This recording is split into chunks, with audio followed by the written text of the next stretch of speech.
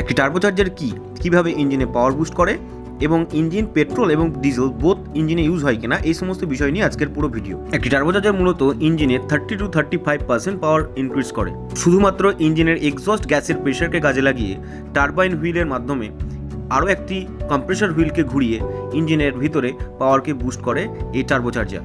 একটি non turbo engine success স্ট্রোকে যে পরিমাণ এয়ার অর্থাৎ অক্সিজেন টানতে পারে, একটি টার্বোচার্জ ইঞ্জিন বুস্ট প্রেশারের সাহায্যে এক্সেস অক্সিজেন ইঞ্জিনের ভিতরে প্রবেশ করিয়ে দেয়। টার্বোচার্জারে থাকা turbine wheel huge amount of exhaust গ্যাসের প্রেশারে যেহেতু রোটেট করে এবং এই টারবাইন হুইলের স্পিড 1 লাখ RPM অবধি পৌঁছে যেতে পারে।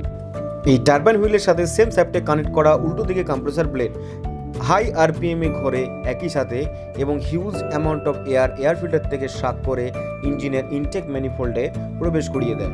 এর ফলে huge amount of oxygen content বেশি থাকায় fuel huge amount of spray করা হয় by using of sensors and actuators. এবং আমরা জানি excess amount of fuel burning মানে excess amount of power. High RPM এ ঘুরতে থাকা কম্প্রেসর ব্লেড এয়ারকে শাক করার পর প্রেসারাইজড করে ফেলতে পারে। এর ফলে এয়ারের টেম্পারেচার কিছু পরিমাণ বৃদ্ধি পায়।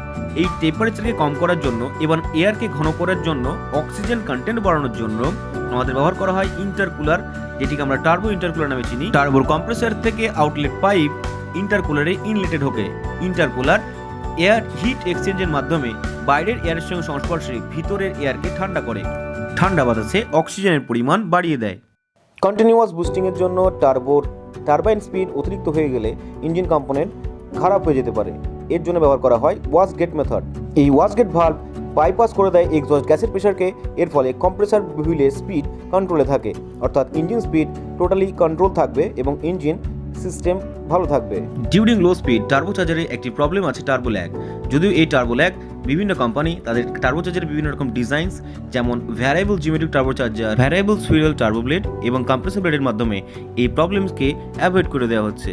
টার্বোচার্জার এক্সস্ট গ্যাসের প্রেশারকে ইউজ করায় ইঞ্জিনের কোনো পাওয়ার লস হচ্ছে না, অর্থাৎ টার্বোর এক্সস্ট গ্যাস যেটি বাইরে পড়েই যাচ্ছিল সেটাই ইউজ করে আবার টার্বোচার্জার নতুন করে পাওয়ার বুস্টিং করছে। অর্থাৎ এই ডিভাইস ইঞ্জিনের ভিতরে ডেফিনেটলি একটা চেঞ্জ আনছে। Turbocharger mainly higher CC petrol and diesel engine both ইঞ্জিনে ইউজ করা হচ্ছে। Keep updated with latest technologies.